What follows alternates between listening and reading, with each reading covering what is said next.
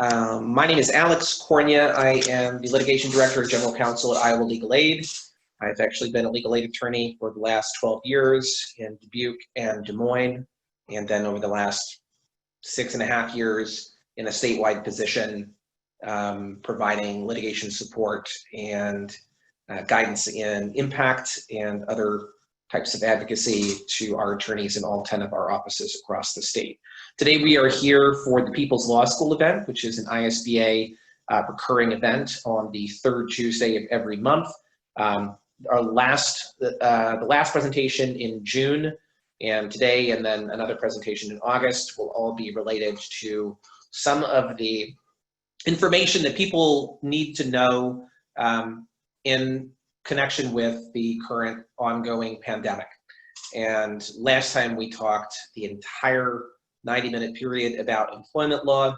Today, we're going to talk about housing and stimulus payments, but there's enough relatively new information out there, and there were enough questions sent to us by people who were planning to attend on employment law that we are actually also going to talk more about employment law. Some of it's going to be going over some things we talked about last time in a little more detail, and also some new information, insights, thoughts on some of those cases, specifically unemployment claims. So let's go ahead and get started. First of all, for those of you who don't know what Iowa Legal Aid is, we are a statewide not-for-profit law firm. We have 10 offices throughout the state that cover all 99 counties in Iowa. Those offices are in Sioux City, Council Bluffs, Mason City, Des Moines, Ottumwa, Waterloo, Iowa City, Cedar Rapids, Davenport, and Dubuque, and Ottumwa. I might have said Ottumwa twice. Sorry if I did. It's a great place. You know, we can say it twice, I guess. What we do is we provide free legal assistance to people who cannot otherwise afford it in civil cases. We practice in a wide variety of different areas, including family law, housing, consumer protection, public benefits, employment, elder law, collateral consequences, and others. Education would be another notable area in which we practice. All of our cases are meant, we prioritize cases where someone needs legal assistance to be able to secure access to the basic necessities of life, safety from violence, access to shelter, food, medicine, utilities, and fundamental human rights and dignity. We closed almost 15,000 cases in 2019 statewide. Our general intake line is 1-800-532-1275. We have telephone intake open Monday through Friday, every morning from 9:30 to 11:30, and then every day except for Thursday in the afternoon from 1:30 to 3:30. You can also do intakes online at our website, iowalegalAid.org. Now, we have a number of eligibility requirements at Iowa Legal Aid that are mostly income-based, some other things as well. One of the things that we have been really gratified to be a part of is a larger collaboration with the Iowa State Bar Association and the Polk County Bar Association for the ISBA, PCBA, ILA COVID-19 Legal Information Hotline. We wanted to make sure that there were answers available to as many Iowans as possible. And I would say that, at least in my opinion, and in my experience over the last 12 years, this is probably one of the most ambitious and successful partnerships in access to justice to date. I really think that we've been able to together serve so many people that we could not alone, and I personally have been gratified to be part of this partnership, along with both the PCBA and the ISBA and many, many volunteer attorneys who have given their time, even though their own lives and practices are, in an upheaval. They've given their time for free to help Iowans across the state, and it makes me proud to be an Iowa lawyer to work alongside people willing to give that kind of time and energy. The hotline can assist any Iowan with a personal legal issue regardless of income. However, what we mean by personal legal issue is if you're curious about something that you saw in the news and whether or not it is legal, that's not the kind of question that hotline is going to answer. We're really trying to make sure that we spend our resources on problems that people have in their lives that are causing some sort of issue related to COVID that's personal to them. So no general questions. The number for the hotline is 1-800-332-0419. Also, the partnership between our organizations has led to several community education events, including this one. The next one is going to be August 18th, 2020. And given the way that things change so rapidly these days, at this particular point in time, the topics are probably just going to be some additional information about things we've already discussed, because likely there will be a lot more to talk about at that time, just given the fact that things develop very quickly and we learn new things and systems change and things like that. So a couple statistics about the hotline. I have a little bit out of date on my data here. And so actually Virginia has more recent data. I'm happy to share it. But as of July 2nd, there were over 3,100 calls to the hotline. 56% of those callers called with employment law questions. It's pretty much been the statistic almost throughout. I think it's slowly gone down a little bit over time, and housing issues have slowly crept up. But at this point, still over half of the callers are calling about employment law questions, mostly termination, unemployment, and sick leave issues. There's a couple questions that did come in, and I just wanted to sort of point them out, just so you know I'm not ignoring these questions. But they're questions that I think are just kind of too big to be answered in the context of this presentation. The first one is, anyone considering seeking an injunction? For those of you who aren't lawyers on the call, that means seeking a court order to stop something from happening on the new law that protects nursing homes and packing plants from COVID-19 liability. That topic is just not, unfortunately, something that is going to be too big for us to talk about today with all the other things we have to get into. So I cannot answer that question today. And the similar question, any liability of senior living communities regarding cases of COVID-19. Those are good questions. Those, I think to the extent that they tie into someone's personal legal question, these are appropriate questions to call in for if someone is directly affected by the liability waiver for nursing homes and packing plants from lawsuits. They should contact Iowa Legal Aid or the Iowa COVID Legal Information Hotline. Be a great topic of a question to ask an attorney at either one of those two institutions. Similarly, if you are personally affected by the senior living community issue and worried about whether or not the lack of liability is going to lead to negative consequences for you or someone that you have responsibility for legally, these are good questions to call and ask. Let's talk a little bit about employment law. Like I said, we talked about this last time. There's a few things, some new information and some things I wanted to kind of go over again. So first of all, one of the most important things to consider is Iowa is what's called an at-will employment state, which generally means that employers do not have to give a reason to terminate you. There are some exceptions to that. First of all, if you have a contract that has protections for your job, if you, for example, have a bargaining agreement and you're covered under a bargaining agreement, or have some other type of usually written contract with these protections, then that might be a protection against termination if those protections are not followed or if they are breached. You cannot be fired for discriminatory reasons based on a protected class, so race, color, religion, sex, pregnancy, national origin, age, disability. And sometimes there have been some cases that have established that sometimes whistleblowers for public policy reasons can raise wrongful termination claims, but that is definitely not a case that you, or an argument you would want to raise without a lawyer. Those cases can be complicated. Let's talk about unemployment benefits. This is what a lot of the employment law questions that we are seeing both at Iowa Legal Aid and the hotline are boiling down to. So it's important before we talk about unemployment benefits to kind of think about what the purpose of this system is and how it works in normal times, non-COVID times. So the basic idea of unemployment benefits is it is income for workers who are temporarily unemployed for no fault of their own. So how does that translate into law and the way that our system actually works? So under normal circumstances, i.e. not now, not during COVID, workers have to be first terminated for a reason other than misconduct or have quit their job for good cause and be able and available and actively seeking work. Let me unpack those ideas for a moment. So be terminated for a reason other than misconduct. In other words, you were terminated for a reason that was not some act that the employee did that had some kind of intent of ill will, malice, or even recklessness that was against the employer's interest, or had quit for good cause. Sometimes you hear it say good cause attributable to the employer. That's a little bit misleading, because sometimes the law recognizes good cause for things that are not attributable to the employer. In other words, the employer's fault. Usually a better way to put it, and the way it should be written, is good cause that is, that is a reason that is not caused by the employee themselves. Again, in addition to not being terminated for misconduct or having quit for good cause, you also have to be able and available, which means you're able to work and you are around and not otherwise occupied by something else.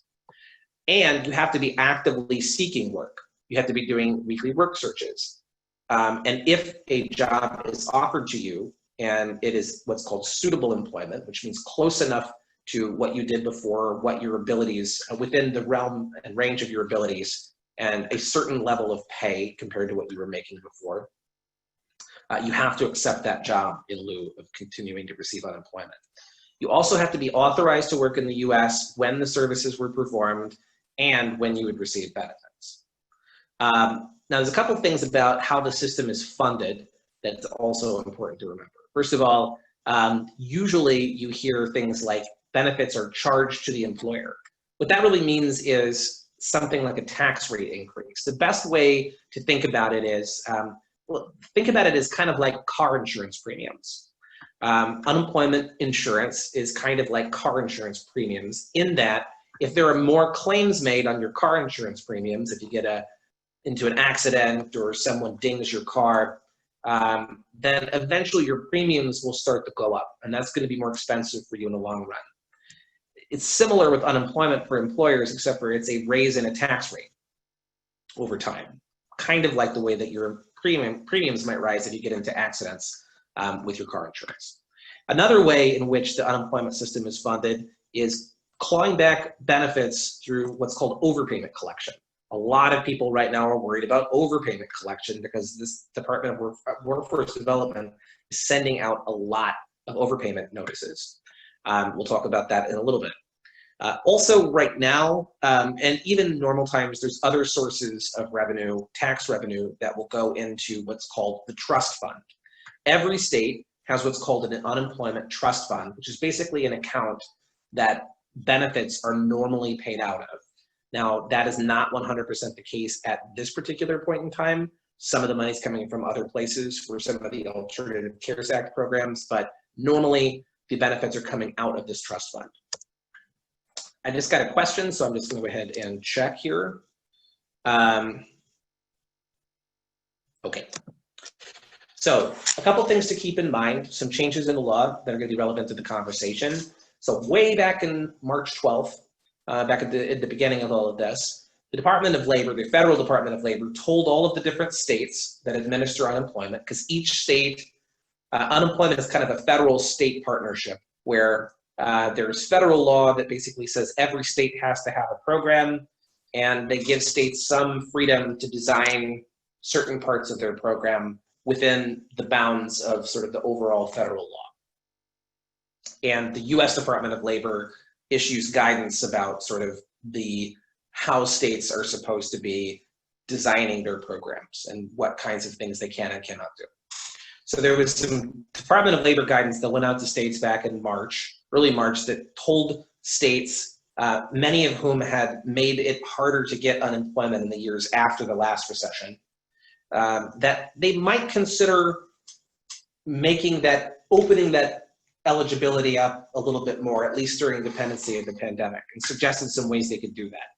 Then on March 18th, 2020, US Congress passed the Families First Coronavirus Relief Act, or the FFCRA, and that law actually specifically gave legal permission, or allowed states legally to really relax the eligibility requirements. So for things like normally someone who could not go to work because they couldn't get childcare because the schools were closed and the daycare centers were closed. Normally someone like that would not be qualified for unemployment. because they would not be available to work at that particular point in time because they would be occupied with caring for their children. But the FFCRA allowed states to recognize the obvious reality that people can't go to work if the schools are closed, they have young children, and the daycares are closed. So it recognized that reality, and it changed the rules to allow people to receive unemployment when they normally wouldn't be able to for that reason. Similarly, for people who might have a high-risk condition, and they, they've been advised by a healthcare provider not to expose themselves by going into a work site and working in person anyway. Maybe they can telework, but they've been told not to go into the workplace because of that high-risk condition. Normally, that would be an able issue under able and available. Are those people able to work if their condition prevents them from being at the workplace? Normally, that would be a problem for eligibility. Now, however, with these expanded criteria, people could now receive unemployment. Then, after a couple weeks after the FFCRA, or a little less, the Keras Act was passed. That's another piece of federal legislation. The Keras Act provided for a bigger expansion of unemployment and created several alternative unemployment programs, which we'll talk about and go over again. We talked about them last time. Always good to talk about this stuff again. This stuff is very complicated, by the way, even for lawyers. I have to say that, a lot of you on this call are lawyers, some of you are not, but having talked to lawyers as this has kind of unfolded, this has been complicated for everyone, and we're all figuring it out together for sure. So worth going over some of this stuff more than once to understand it. Okay, so one of the alternative types of unemployment that came from the Keras Act that was passed on the 27th is something called pandemic unemployment assistance. And pandemic unemployment assistance was originally, I think, marketed or talked about as a way for people who were self-employed, gig workers, independent contractors, to be able to be covered by unemployment when normally they would not be.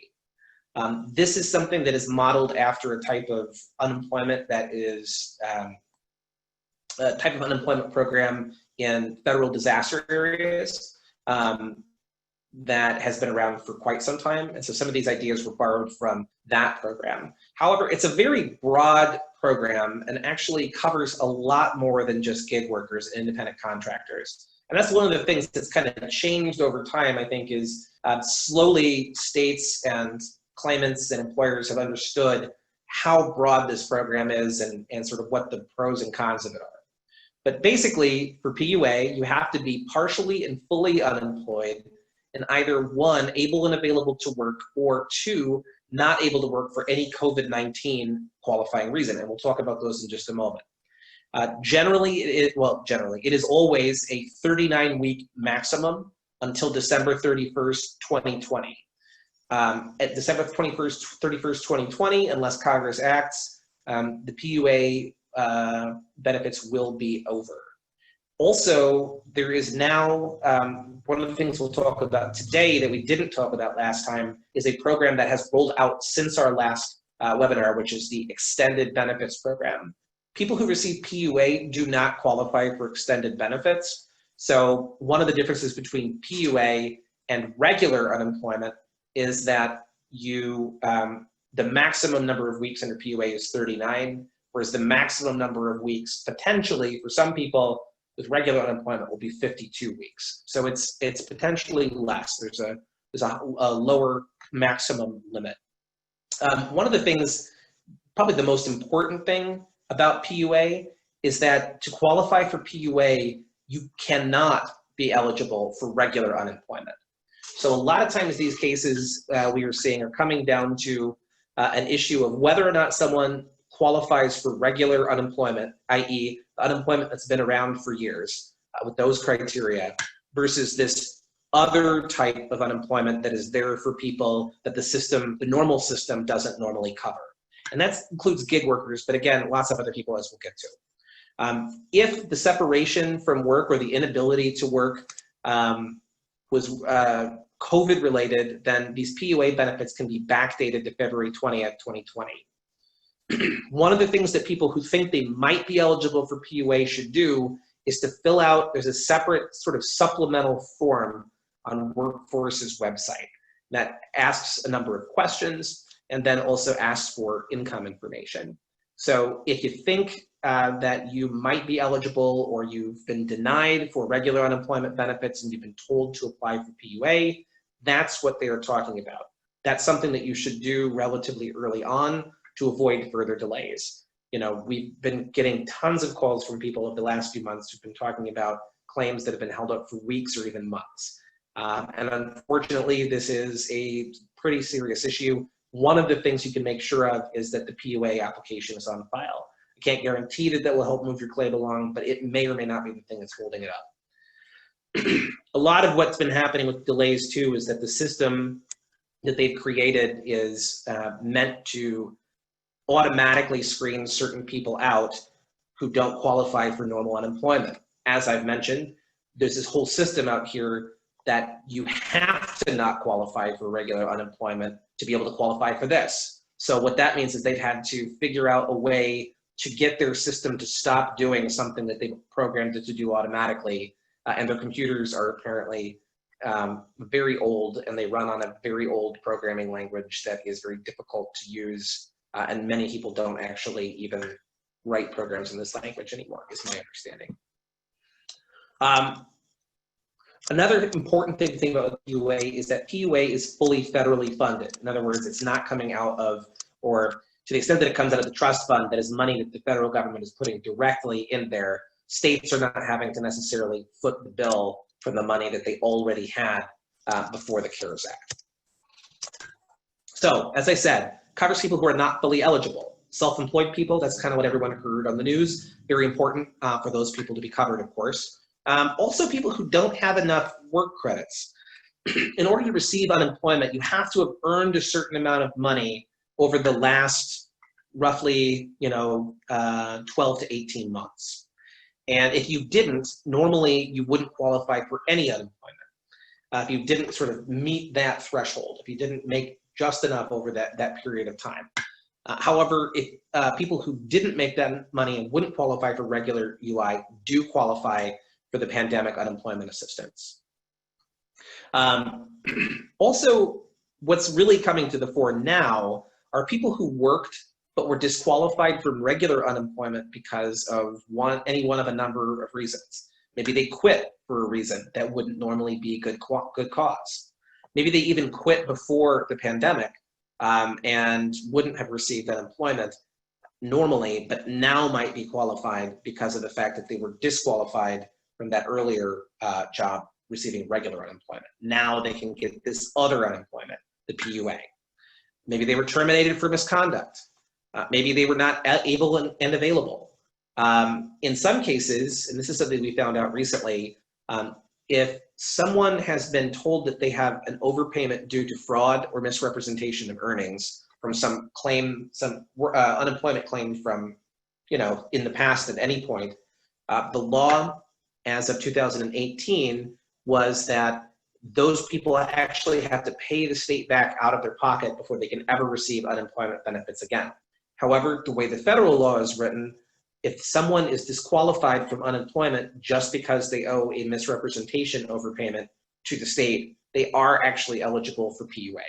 So that's something that we found out recently. It was something that we found in the federal guidance to the states and confirmed that the state is in fact the case. So if someone is out there who applied and was turned down for a fraud overpayment, basically saying that they weren't qualified until they paid the state back, and then was not sort of given a PUA claim, those people can go back and reapply for PUA and should be eligible. And if they have issues with that, those are cases that we would like to see. So the unemployment expansion. So one of the most important things about the unemployment expansion for PUA is that and originally for all unemployment, is that it sort of bends the rules that normally apply to unemployment to meet our current public health crisis. So there are going to be certain situations where you don't want to give, as a society, unemployment insurance to folks because you want them to be in the workforce And so if someone is not able and available, they're not necessarily temporarily unemployed, or you don't know that. And so you don't necessarily, they don't normally fit within the normal policy that we want when we're thinking about unemployment benefits. However, now things are different. So we have these reasons. These are set out by federal law, and they include people who have been diagnosed with COVID-19 or are seeking a diagnosis. If a household member has been diagnosed with COVID-19, providing care for someone diagnosed with COVID-19, or if a child or household member can't attend work or school because it is closed due to COVID-19, or if they can't have a suitable person, find a suitable person to provide child care. If they are quarantined, in other words, ordered to quarantine, which does not happen really in Iowa or in a lot of places, or if they are, and this is much more common, advised by a healthcare provider to self-quarantine, then that's a reason to receive PUA. When normally that would not be a reason to receive regular unemployment, because you wouldn't be, again, able and available to work. And if they had to quit their job as a direct result of COVID-19. Another reason someone might be able to receive, it's actually not on this list, that I think is important, is if someone's, unfortunately, if someone has the unfortunate situation of the main earner in their family, the breadwinner in their family, passing away from COVID-19, that person would also be qualified for PUA benefits. And the PUA benefits not only qualify you for the normal amount that you would receive, but also to the extent, that it is going to be over on July 31st, but during the time that the additional $600 per week was available, PUA benefits also qualify people for that extra $600 per week federal pandemic unemployment compensation. So now let's get down to the problem that a lot of people are seeing. That's something we're calling dual tracking. In other words, many people applied for unemployment at the beginning of the pandemic, back in March. And as I mentioned, back in March, before the Keras Act, the federal government gave states the ability to make all unemployment benefits flexible and to give unemployment benefits for all of the things that we just talked about here on this last slide. However, at some point, the rules changed and all of the eligibility for regular unemployment, all of those expansions were rolled back, except for one, which is the requirement to do work searches. Right now, and throughout the pandemic, in the months prior, we don't think it's a good idea as a society to have people out doing work searches now, and so we've suspended that requirement. It might come back at some point. At this point, I haven't heard any dates and don't have any information as to when it may or may not happen. Anyway, so to go back to this issue, at some point, those expanded rules for regular unemployment changed and the eligibility requirements went back to what they were before. So now still, you can't have, you have to quit your job for good cause. If you're having to self-quarantine, you're not able and available and therefore not eligible for traditional benefits, etc. We don't know when the change happened. And this is, I'm just gonna say, very weird for a lawyer to say. Normally lawyers work with rules and statutes and cases where you can track down the text of something and read things together and come up with arguments and try to piece together something that makes sense based on law that is public record. And that's really not what we're working with, unfortunately, with the current situation. As workforce has sort of dealt with rapidly changing conditions, a lot of those things that we would normally look to as lawyers to figure out what the law is and what the law was at any particular date just are missing. And is that a problem? Probably. How is it going to turn out, or how is it going to affect things, remains to be seen. But just for the most part, the most important thing to remember now is we don't know and don't seem to be able to get a date as to when those eligibility changes happen for traditional unemployment.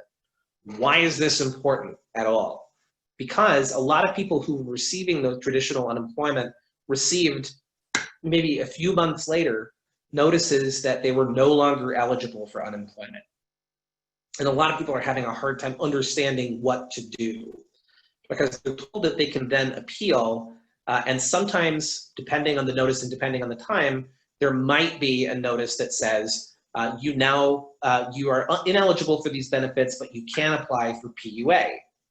And it seems that the idea is to now shift all of these original, these claims that where people were originally eligible for benefits under the expanded criteria over to these PUA claims, which is, again, the type of alternative unemployment that's there for people who don't qualify for regular unemployment. That's a very confusing, you guys might, just hearing me say that, be confused and try to wonder what I mean, because it's a very confusing situation, to be honest. So a lot of people are trying to figure out, they were eligible for something, now they're being told they're not.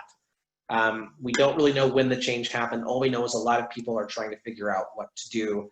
And a lot of people are being told they're not eligible and maybe not understanding that they could then apply for PUA. A lot of people are being told that they now owe the state a lot of money for the benefits they already received. There are some things that they can do about that. Again, we'll talk about that here in just a moment, which is now, actually. So what do you do if you are one of these claimants who, one of these workers who now is trying to figure out, you have maybe an appeal hearing or coming up, or you've already had it, and you're being told that you potentially owe an overpayment to the state, and now you're not receiving benefits, so you don't know how you're going to make rent. What do you do in these situations? You really have two choices. The first choice is to apply for PUA. And to the extent that you haven't filled out that PUA form, that's something that you should do, especially if the reason why you weren't able to work was one of those things we talked about on this slide. You have been diagnosed or were seeking diagnosis, you had a family member who was diagnosed, unable to get childcare because the schools and daycare centers were closed, so there's no suitable person to provide childcare, or you were advised by a healthcare provider to self-quarantine because of some high-risk condition, or had to quit your job as a direct result of COVID. That in a way that wouldn't normally constitute a cause. So the way that this should work is that if you apply for pandemic unemployment assistance and you qualify under one of those criteria, you should be able to get the pandemic unemployment assistance claim, which will essentially replace what you were making under your traditional claim. And any retroactive pandemic unemployment assistance, remember it's retroactive back to February 29th, should backfill any money that you may owe from the overpayment you were assessed for not being eligible for traditional benefits. Does this make any sense to me? Is this the best system that you could possibly create? Absolutely not. What we're really talking about now is, the best way to try to make sense of things and get the best outcome you can in a system that is very confusing, I think, to lawyers and lay people alike. But this is the way it should work. Things that you may really want to focus on and make sure if you do apply for PUA and you get a decision saying that you were eligible for PUA, make sure you are looking at the date that you were eligible from. One of the things we've seen reported is that people are being told they're eligible for PUA, but only from an earlier date as opposed to going back retroactively. That's potentially a problem, as I mentioned, because what you want is if the state is claiming that you owe an overpayment because they changed the rules on you midstream, you want to make sure that any overpayment that you're assessed is canceled out by a retroactive application of the PUA. If you don't see that, if you get a different date than when your claim actually started, that is a reason to get legal advice and assistance. Your other option, which you can do in tandem with filing for PUA, is to continue with your appeal. And whether you should do this is really going to depend on your own personal circumstances. These cases get very complicated. And I think, this is another reason to reach out to see whether or not it's worth continuing. Again, you can pursue both at the same time. So it might be a good idea to do both, especially since there are delays in billing and processing PUA applications, but it may still be faster than working your way all the way through the appeal system and you don't have to suffer the collateral damage on the side. Now, one of the other problems with applying for PUA when you might be eligible for regular unemployment benefits is that you won't be able to receive extended benefits. So that additional 13 weeks of benefits, which Lord help us, hopefully it's not necessary and the economy bounces back and, you know, this passes. But at this point, you know, it's hard to say when really that's going to happen. I feel like I say this at every single one of these, but we still don't know when it's really going to be 100% for sure that this is kind of in the past and we can start building back up again. So you don't know necessarily whether or not that extended benefits eligibility is going to be something that you need. So by sort of abandoning traditional unemployment appeal, you also abandon the possibility of that up to 13 weeks of extra benefits, you know, at the end of things if you need it. Talk a little bit about overpayments. Payments is a word that means you received something from the state says you shouldn't have received it and they want you to pay them back. The general rule for unemployment overpayments is that even if it is not the worker's fault, an overpayment has to be paid back in full after there's an opportunity for a hearing to determine whether it should have been done. Now, in Iowa, there's something called the 2 Affirmance Rule, which is where if an employer does not show up to 2 hearings and benefits are awarded by the state, and then the employer comes back later and says, you know, now I want to be here and I've appealed this and I'm here at the 3rd hearing. If benefits are later reversed, they don't have to be paid back. Another thing is the FPUC and the PEUC exception. Remember, FPUC is that extra $600 a week. PEUC, we haven't talked about yet. I think there's a slide on this later, maybe a little out of order. PEUC is called Pandemic Emergency Unemployment Compensation. This is one of the 2 kinds of extra 13-week extensions you can get for traditional regular unemployment payments.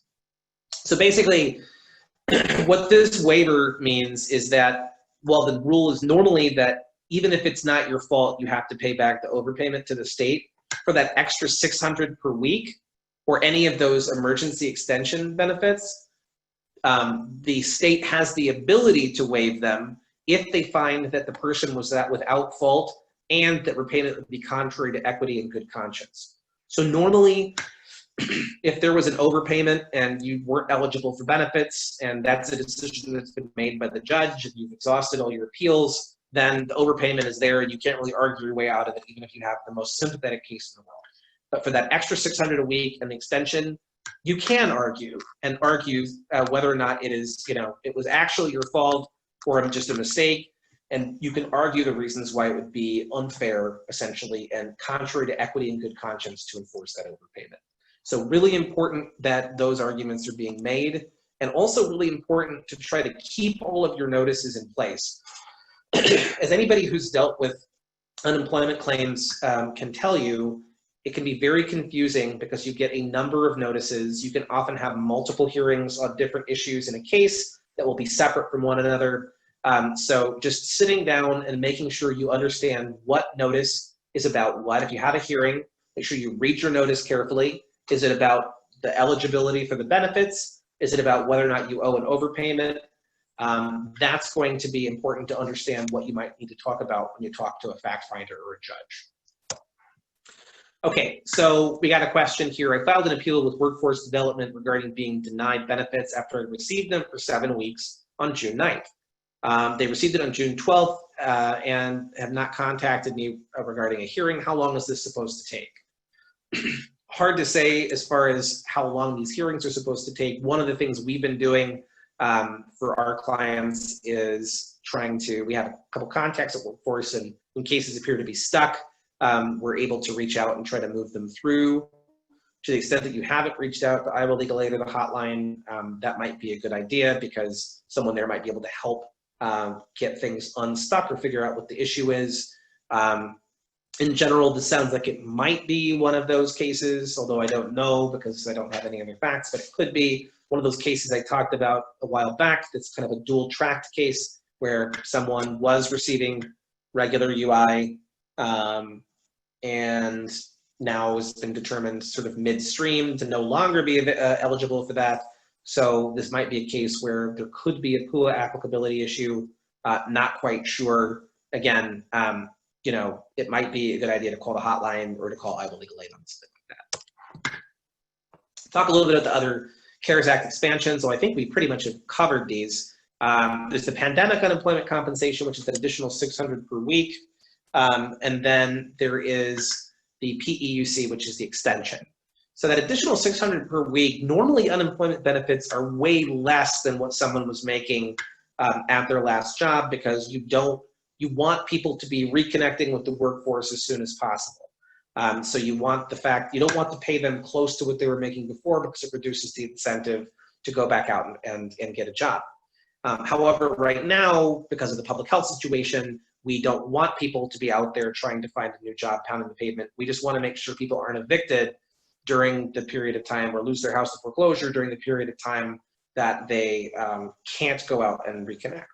And so this additional $600 per week is meant to bring people up to kind of what they were making, or in some cases even more. It's not considered to be income for the purposes of some public benefit programs like Medicaid or Hawkeye, and for HUD as well. And it also only goes from March 27th, the day the Keras Act was signed, until July 31st. So that supplement is over on July 31st. In addition, the pandemic emergency unemployment compensation, 13-week extension, and there is a work search requirement, but there's some flexibility, and right now Workforce is administering this to some people. Some people are actually in this phase now because they had exhausted previous claims. They were receiving unemployment before all this stuff happened. So there are some people in the PEUC phase right now, but the work search requirement is still suspended for that. So then extended benefits. This is something that Workforce just rolled out.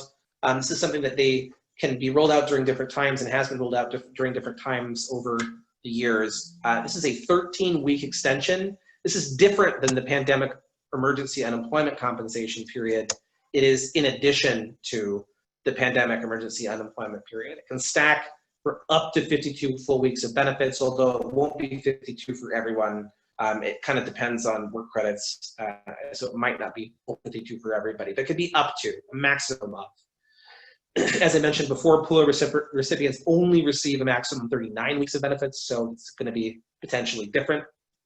The basic eligibility for extended benefits is, one, you have to be completely out of your traditional, your 26 weeks, and completely out of your 13 weeks of the pandemic extension. You have to have total wages over the 4-quarter base periods, the last 4 quarters of the year that your claim was based on originally. Has to be 1.5 times your highest quarter wages. So basically you have to have earned a certain amount of money and within a particular quarter. You also have to be actively seeking work unless there's a work search waiver in place, which again there currently is. And so, you know, may be the case when the extended benefits really get rolling soon enough. Extended benefits, who is eligible? People receiving traditional UI, as I mentioned, people receiving PEUC, and then a couple of other more niche types of benefits. So what's called Trade Readjustment Act. This is where someone is working for a company that relocates overseas. It's a special type of unemployment benefit. Business closing benefits, and then training extension benefits, which is where someone is going to school or training for a high demand profession. They can receive benefits during that time for those very specific types of professions. Who's not eligible, as I mentioned, anybody who's receiving PUA, or who wasn't receiving PUA but is a self-employed independent contractor or gig worker. So just another note to go over. Again, what if things don't work out the way they should? If you want to appeal a decision, you have 10 days to appeal it. That includes your PUA decisions as well. So if you get that PUA decision and it's not retroactive to when it should be, even though you're getting benefits, you can still appeal it to make sure that they have the right start date. It's unclear how quickly things will proceed, as we sort of alluded to in the last question. They've been pulling judges in from other agencies. So we're seeing a lot of judges who never do unemployment cases, like workman comp judges and judges over from the Department of Inspections and Appeals that do like driver's license related issues and Medicaid related issues and just other things. They're all being brought in to help work through the backlog, which I think is unprecedented. I mean, I think there's never been this many claims being processed at any given time, or this many appeals being processed at any given time. There are no filing fees for these appeals. the process basically goes, the first, if you file the claim and there's some sort of challenge, usually it's by the employer, but now the agency, workforce itself, is setting fact-finding hearings through what's called cold calling. So they'll just call you out of the blue instead of setting a time, just because when they set times for things, the way they say it is that they can't schedule these, you know, in a way that makes sense efficiently. So cold calling and just getting people when they're available is the quickest way to work through them, which could be true.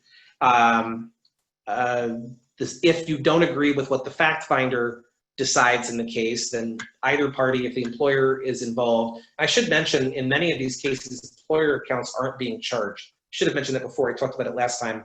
So the employer doesn't necessarily have any skin in the game one way or the other, but in some cases, because of the way these appeals are being set up, I think employers are being brought in. Another thing is that workforce is requiring employers to report people who aren't reporting back to work if jobs reopen, because if an employer doesn't have skin in the game, the employer might not otherwise let workforce know, because they're not going to be appealing a case, because why would they? It's not going to affect them either way. A lot of employers, I think, don't necessarily understand what exposure they have, and so they're just appealing these even though they might not actually need to. It might not ultimately affect them one way or the other in the end. So, you know, kind of hard to say from the employers. Sure, it's just as confusing from the employer's perspective as well. I pretty much only represent claimants, but, you know, we are taking calls from folks on both sides at the hotline.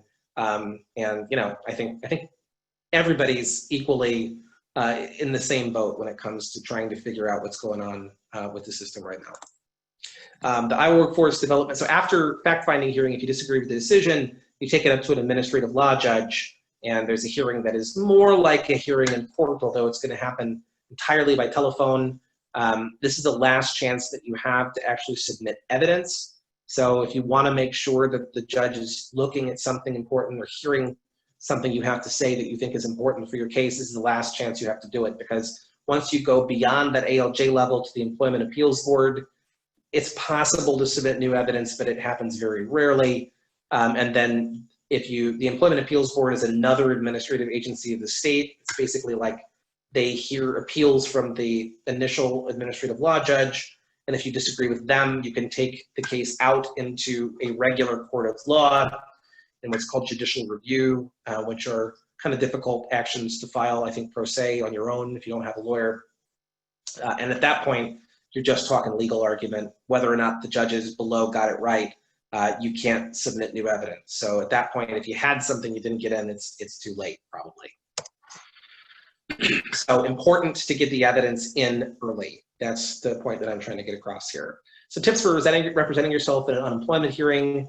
Hard to win a hearing that you don't go to. So check your notice, make sure you're calling in. And if for some reason there's an issue with connecting, make sure you document it so that you can go back later and try to get a new hearing if you need one. Talk to an attorney about your specific case if you can. Be respectful to the judge. Not being disrespectful to the judge is a good way to lose a case that might be good. You're going to shut them down. They're not going to listen to you. So you gotta make sure to be respectful to the judge. And I should have put here, also, you can be respectful to the other people on the call too. You know, even if you I find that these cases, you know, I've practiced a lot of family law too in my career, and I would say other than family law, these can be the most emotional cases. People can run pretty hot. A lot of times people have given many years to their employer, and they might have spent more time with the people they work with than their families.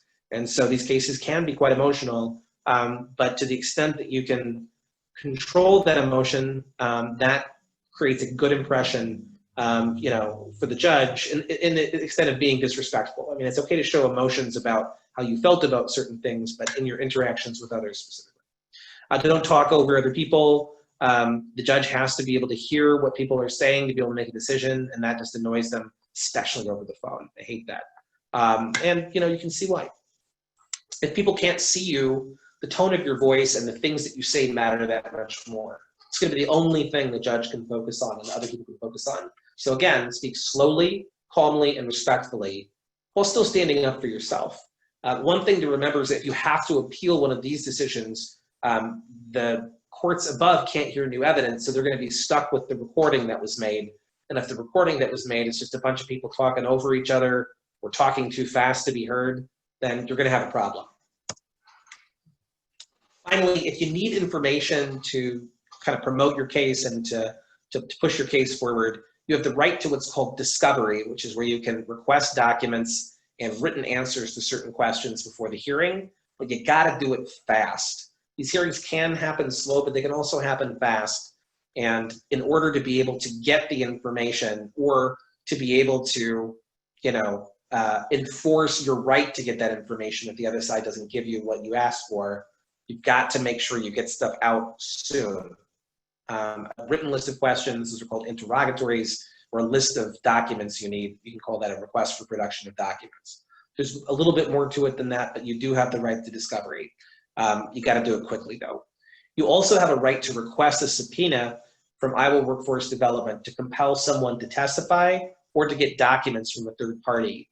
You have to ask for permission, and again, you got to do it quickly because it takes time for these things to happen.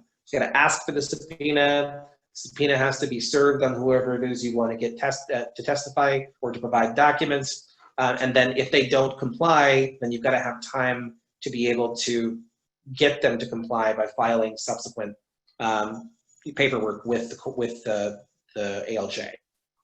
So, but you do have a right to do that. You just got to start early. You also have a right to get a copy of your employment file under Iowa Code Chapter 91B, even outside of the context of an unemployment hearing. You can be charged a reasonable copy fee, but it has to be reasonable. You can also be required to view an employment file under certain circumstances, with someone else there at certain hours, as long as those things are reasonable. Oh, also really important, if you're going to be submitting anything in writing, any kind of documents or pictures or anything like that for a judge to consider, you've got to make sure you understand how to get those exhibits in, and you have to make sure you send them to the other side in advance. Because a lot of times people show up at the hearing and they say, I have this, I have that, and the judge may not let them in if you didn't read the notice and actually get those things to the judge and get those things to the other side. Very important. You don't want to have a great case that has great evidence and then not be able to get it in the record because you didn't get it to the other side and get it to the judge in time. Okay, so I'm now going to move on from employment to talk about the other big issue that I think a lot of people are facing, which is housing. First of all, I'm going to talk about the Keras Act.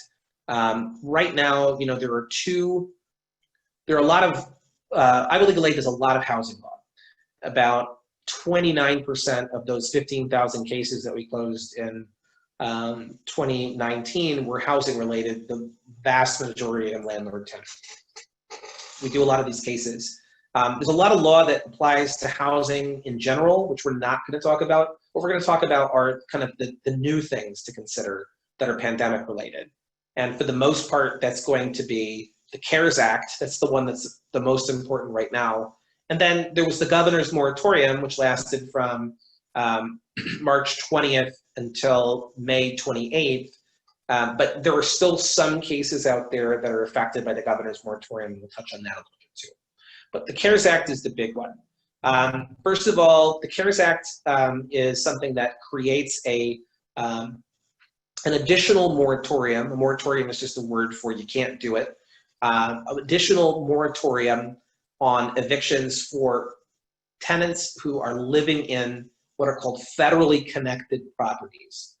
And the most problematic two words in that last sentence are federally connected. But in general, a federally connected property for the purposes of the Keras Act is one of three things. One, a tenancy that is subject to a Section 8 housing choice voucher, or the rural version of that, which is a USDA housing choice voucher. This is a type of tenancy where somebody, well, we'll talk about, actually there's a slide with more details, so we'll get to it then. The second possibility is a property that's subject to a list of various federal affordable housing programs. For example, project-based Section 8, a different kind of Section 8 that's in the property versus attached to the tenant. Low-income housing tax credit properties, certain other types of federal funded properties as well. Finally, and this is the really big one, properties that are subject to a federally connected mortgage. We're going to talk about all of these in detail, but just keep in mind that, as it says at the bottom of the slide, these are not necessarily exclusive categories. It is completely possible for a property to be subject to 0 to 3 of these. You could have a property, for example, where someone had a USDA housing choice voucher. It is a low-income housing tax credit property, and it's financed by Fannie Mae, a Fannie Mae connected loan. So one of the things to keep in mind is, for both landlords and tenants, the Supreme Court on the 22nd of May required that landlords file what's called a Keras Act Verification form with every eviction that is filed.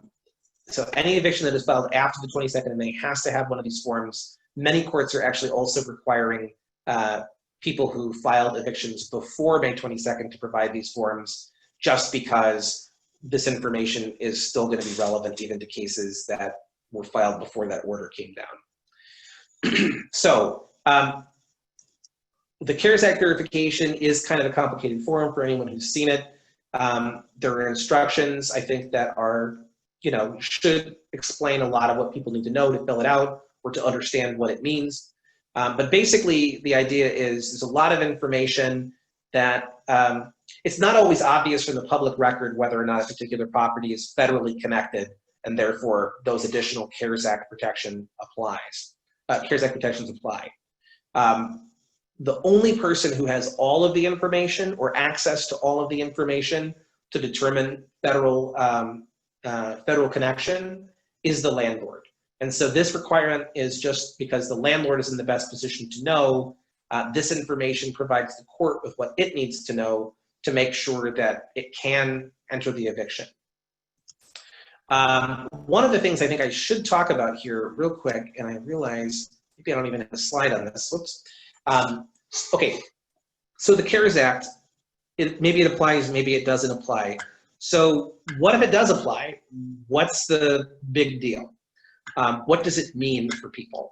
So if the Keras Act applies and the property is federally connected, there are three things, three additional protections for tenants. The first is they cannot be evicted until the eviction process cannot start until July 25th. So a lot of those Keras Act folks, to the extent that the landlords are aware of and following the law, those evictions have not yet started. 2, a person cannot be evicted without a 30-day notice. 3-0. Normally under Iowa law for non-payment of rent, it is a 3-day notice, just a 3. But the Keras Act requires that even after that July 25th date, people can only be evicted with a 30-day notice, different from the norm. The third of 3 protections that the Keras Act provides is that landlords who are subject to the Keras Act cannot charge late fees during, or anything like a late fee, during the time that they couldn't evict, so that March 27th to July 25th period. So if they provide a 30-day notice and they wait until July 26th to evict, but the 30-day notice includes late fees for all of the time that, between March 27th and July 25th, that's still going to be a case the court should dismiss, because they can't ask for late fees during that time, and you can't put illegal late fees on a notice to cure for non-payment of rent. The courts won't let you do that. You can't use the court system to force the payment of something you're not entitled to. So those are the protections. One other thing I'll mention too, in addition to that March 27th to July 25th period, there's another type of moratorium. It only applies to multifamily housing, so 5 units or more that are federally connected. There is a special program for receiving mortgage forbearances for federally connected housing.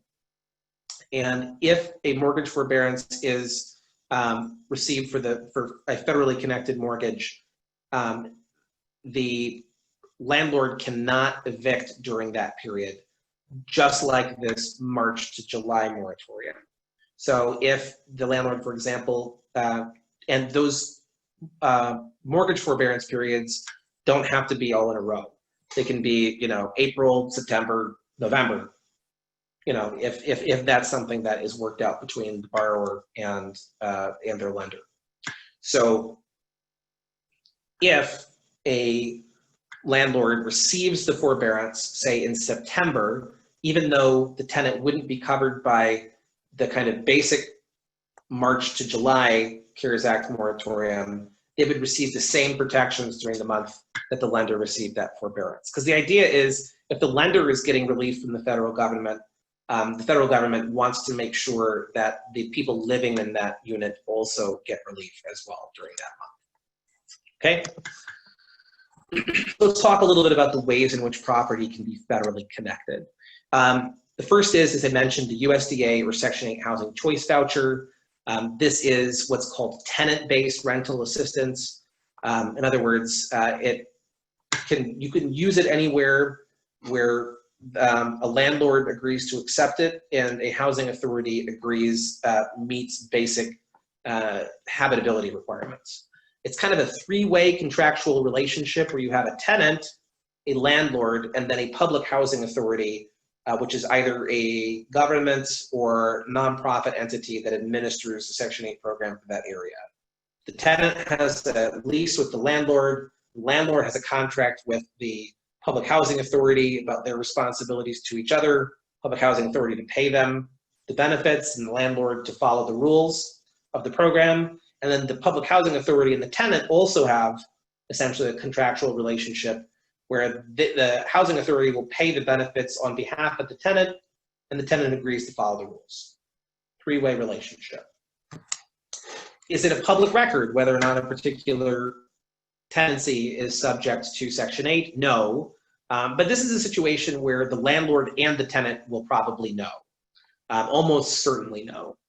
And in addition, there will be a public housing authority that will also know that this relationship exists. So this kind of federal connection is protected by the Keras Act. Second type, again, is the federal affordable housing programs. This is a property, again, covered by some kind of federal affordable housing program. I'll go ahead and just go on to the list over here to show you. I'm not going to talk about these in depth. They're kind of complicated. Some of them really don't exist in great numbers here in Iowa, if at all.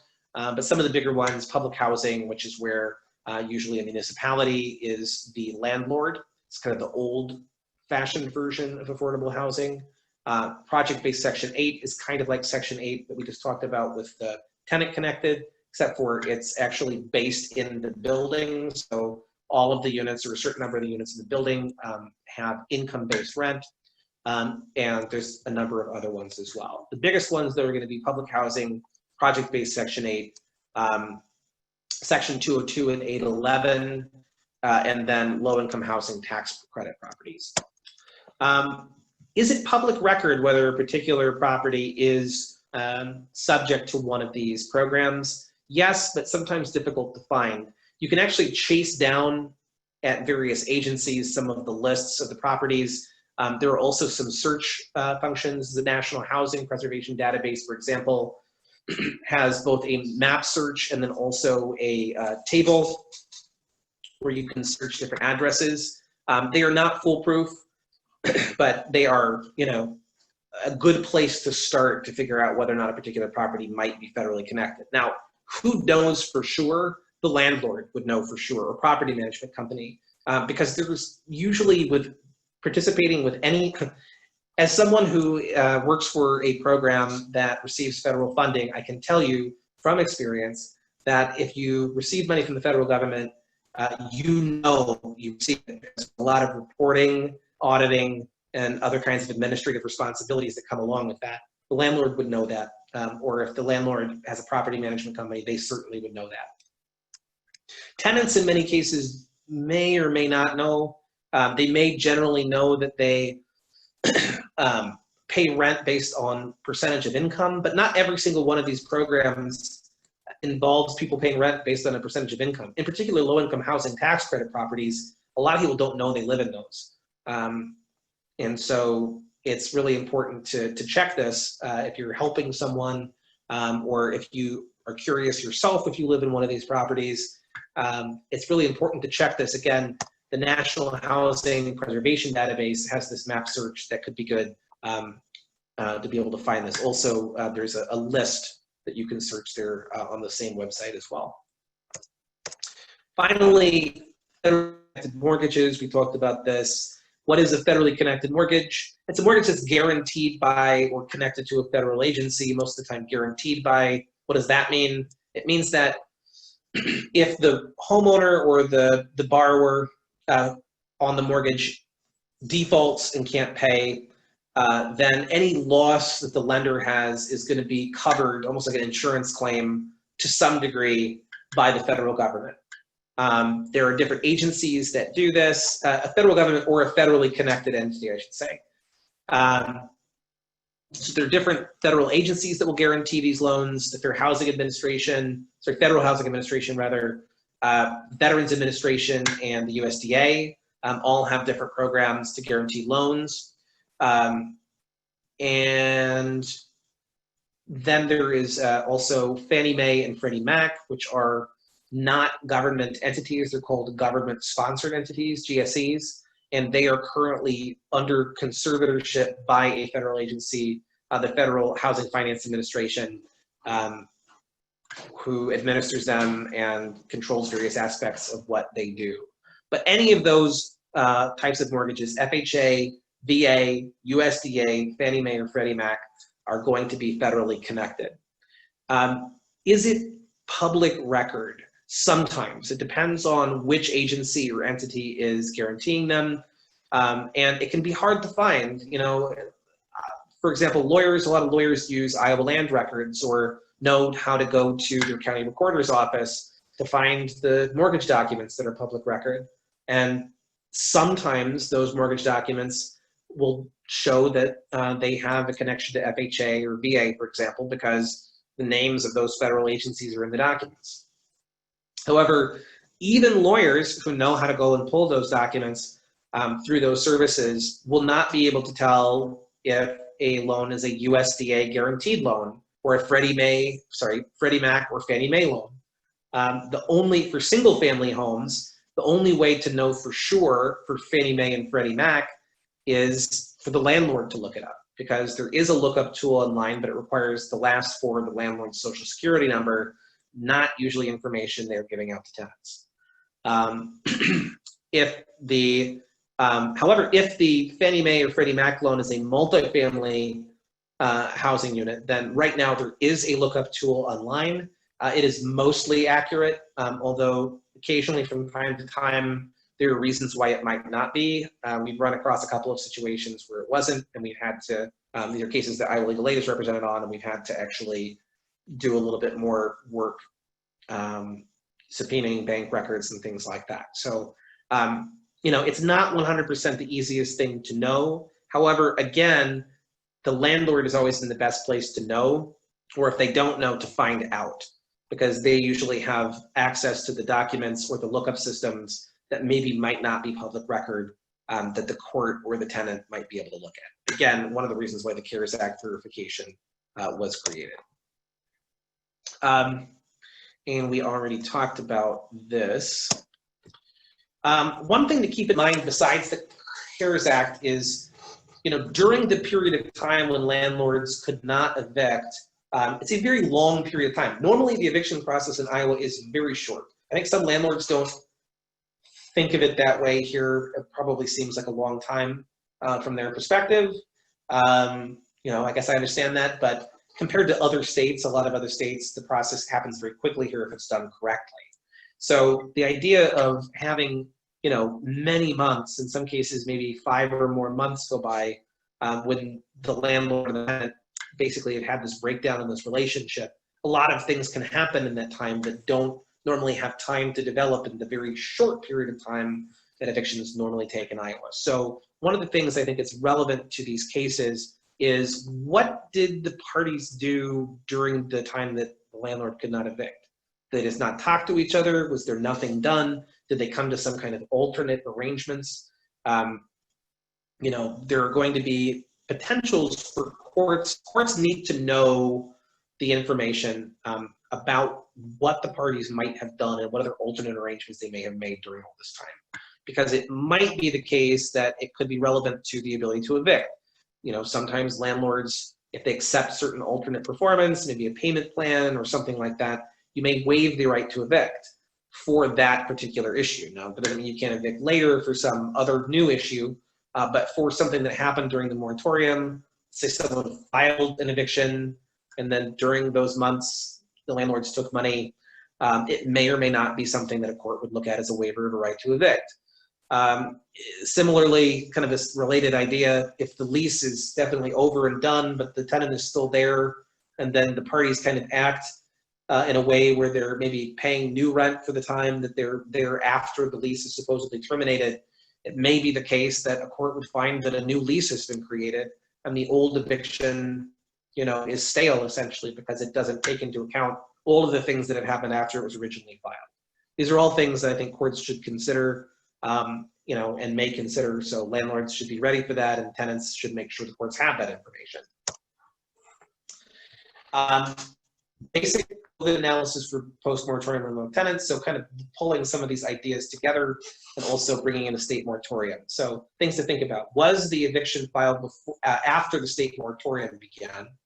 Was the notice that the landlord has to give to start off a lawsuit, a 3-day notice for non-payment of rent or a 7-day for breach of lease, et cetera, was that notice served during the governor's moratorium? In other words, between March 20th and May 28th. You know, there were a lot that were. We've been actually following evictions that have been filed across the state. At this point, we've looked at, you know, thousands. And, you know, there are a significant number, unfortunately, that were filed by landlords where they served them with the notice, even though it was against the law pursuant to the governor's moratorium, or in some cases, the Keras Act. Keras Act, you know, it's maybe hard for landlords to know if they're subject to it. Moratorium, though, you know, kind of hard to get a pass on that one. In any event, if a notice was served during the moratorium, it's important to know what kind of notice, because certain notices could have been served. For example, if someone was just not really a tenant, but just didn't have the right to be where they were. Some people use the word squatter. I think that's potentially a very ugly word because it doesn't necessarily encompass the complexity and the complex situations in which people find themselves in this world and in this country. But people use that word. I just prefer to say people who have an unclear property interest or maybe don't have a, you know, a tenancy anyway. You know, those sorts of notices could be served during the moratorium. What's called a clear and present danger notice, which is where someone is doing something that is so dangerous to other tenants that they don't get the normal rights to fix the problem that other tenants would get under the law. Those folks, those sorts of notices could be served during the moratorium. But, you know, most evictions, about 95%, are based on non-payment of rent. So those notices could not have been served anywhere, unfortunately, though. Then again, as we talked about, what did the parties actually do during the moratorium? Did they work out alternate arrangements? What were the details? You know, same thing in writing, et cetera. And then, is the property federally connected? In other words, is it connected to an affordable housing program, a federal affordable housing program on that list? Is it connected to a tenant-based subsidy, specifically Section 8 or USDA housing choice vouchers, or is it subject to a federally connected mortgage? If the eviction was filed before the moratorium, and actually there are a significant number of evictions that are currently working their way through the system, they'll probably all be done by the next week or so. But there have been evictions that were filed, you know, in late February, even or early March. Those are all, anything that was filed before the moratorium for the most part, it's just going to be subject to the law that has existed, you know, before COVID, except that if the parties made other arrangements after the eviction was filed, there might be kind of a waiver or new lease issue. If the notice was served before the moratorium, again, the same issue. But you also want to look to see about whether or not the Keras Act might apply and whether the landlord complied with the Keras Act if it does. If a lease termination notice was served during the moratorium, This, again, as I mentioned, is going to be a defense. Courts, don't have the jurisdiction to evict people if a lease was not properly terminated, and a lease could not properly be terminated if a landlord sent a notice during a time when it was illegal pursuant to the governor's proclamation to send that notice. So this should be, if this is a situation that affects you, either as a landlord or a tenant, this means that, if the court knows about this, and the courts have been informed and educated about these issues, this is probably going to lead, or likely to lead, to the dismissal of the eviction. Here's an interesting issue that I was hoping we'd have time to touch on, and I think we do. Rental assistance. So one thing I want to make people aware of is that there are various rental assistance programs now available across the state. The Iowa Finance Authority is administering a program right now. There are some criteria. You can't, for example, be receiving the $600 per week unemployment supplement that I was talking about earlier, and some other criteria. But folks are entitled to a relatively sizable, or could be eligible for a relatively sizable benefit for people who do not qualify for the cash benefit. Many of those folks are being referred to Iowa Legal Aid for assistance, and it actually is a way in which we can help people who are at a somewhat higher income level than our normal income limits. So applying to this program is good, because you will either get, in many cases, cash assistance or legal help. There are also many other rental assistance programs that are popping up in localities and municipalities throughout the state. In Polk County, for example, West Des Moines and Des Moines, I think Ottumwa, Davenport, Ames, Waterloo, and most, of the 11 to 12 largest cities in the state, with the exception of Cedar Falls.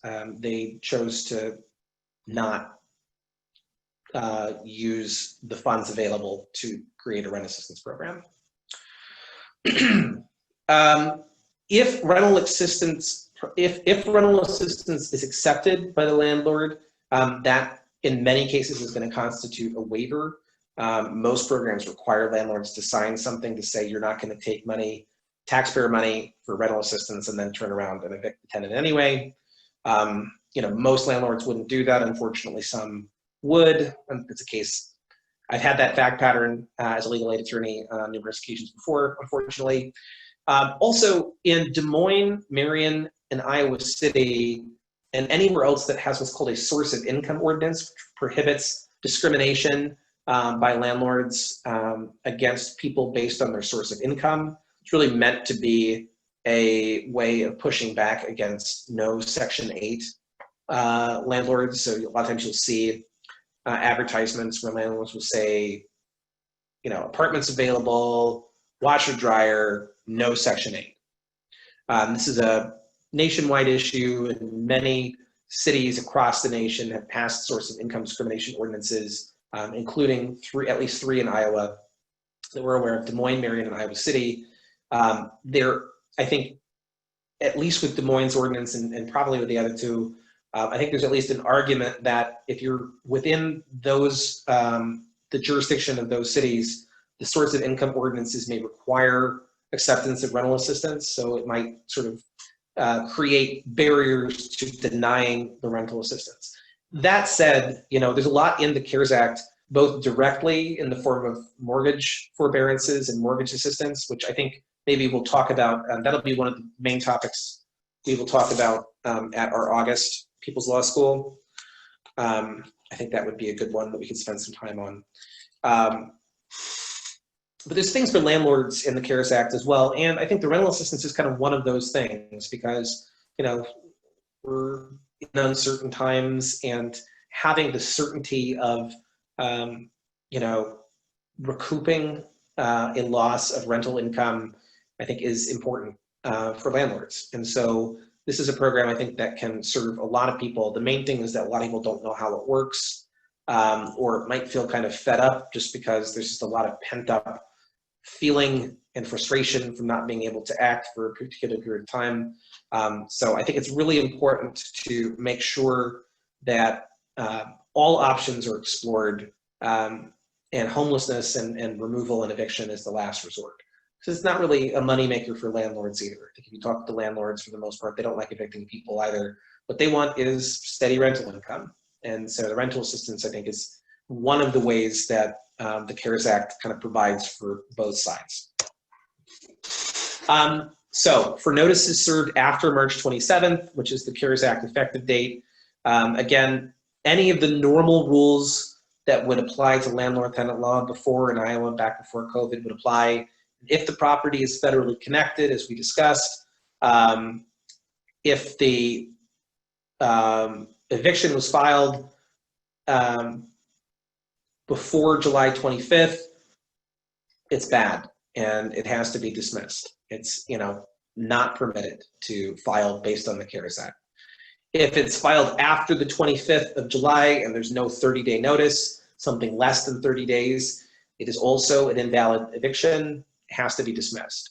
And then if the notice includes, or if the eviction is an attempt to collect or enforce the payment of illegally charged late fees, so anything that was charged during March 27th to July 25th, that is also an illegal eviction, invalid eviction, and has to be dismissed. So I'm going to end off talking a little bit about stimulus payments. So some basic information. The stimulus payment is actually what's called an advance credit, which means it's something that is part of your 2020 tax return, which you won't actually be filing until next year. So why are we getting it now? Eligibility is based on events that haven't actually happened yet, which seems like an odd concept, but that's the idea of an advance credit. Basically, they're paying it to you before you actually finish out the period that it's connected to. So that's important information, because if somebody didn't get what they were supposed to get when it comes to the stimulus, which is $1,200 per person plus $500 for eligible dependents, that's not the end of the story. But the way to actually make sure to claim what the person is entitled to is to make sure to claim it on next year's tax return. So for example, a lot of people had issues where they might have been estranged from a spouse that they filed jointly with back in 2019. Well, the IRS doesn't know what's going to happen this year yet, so they used prior tax year information to kind of estimate who to send money to and how much to send. But let's say it was sent to a spouse and it shouldn't have gone there because the person's no longer married to that person. That would be a situation where in the 2020 tax return at the beginning of next year, a claim would be made for the stimulus, and then that person might be able to receive it. Now, there might be more work that has to be done on the IRS, more proof. Audits are likely to happen for a program like this to prevent fraud. So it's important that information, before filing, you are able to put together documents that you could use and send to the IRS in order to prove that what you're claiming is correct. Let's say that someone made a lot of money in 2019 and wouldn't have qualified for the stimulus, or maybe wouldn't have qualified for the full amount, but in 2020 they made a lot less. I hope that's not going to be the case for a lot of people, but unfortunately I think it is going to be for some. In such a situation, they could apply for the rest of the stimulus that they should have gotten based on their actual 2020 information. Let's say someone was claimed as a dependent on maybe mom or dad's tax return in 2019, but in 2020, they either shouldn't be or aren't claimed. Then those people would be entitled to a stimulus payment, but they would have to file in 2020 in order to get that stimulus payment. I think you get where I'm going with all of this. For the most part, people who are what are called non-filers, in other words, people who don't normally have to file a tax return, who receive Social Security benefits, were able to get payments based on information the federal government had about them from their Social Security claims. And so that would be Social Security retirement, SSDI or SSI, or VA payments. Sometimes there were people who didn't file taxes. Maybe they didn't have any income last year. There was an IRS non-filer portal, but to the extent that the non-filer portal is not currently operating, those claims can be made again on the 2020 tax return. But you have to have information to be able to back it up that you would be eligible. So the last thing that we'll talk about today is a question I got. It says that the asker's son is looking online at the stimulus check, and it says payment status not available, and it's been saying this for a number of weeks. Is there any way to figure out what's going on? Really, I don't have a good answer for this, other than to say, if he is eligible and it doesn't come, then what he has to do is make sure to claim it on his 2020 tax return. I feel like I've said that 100 times. I'm sorry if I sound repetitive, but that's what he would probably need to do. Other than that, the best thing to do is to keep monitoring it. But the way sort of to make it come out in the wash, if you don't get or you didn't get what you were supposed to get for whatever reason, ultimately is making sure it's claimed on that tax return. Okay, we have reached the end of our time today, so I just want to thank everybody for attending. I hope that this information was helpful. If there are other questions that people have that they would like to be addressed on our next People's Law School, please do send them again to peopleslawschool@iowabar.org.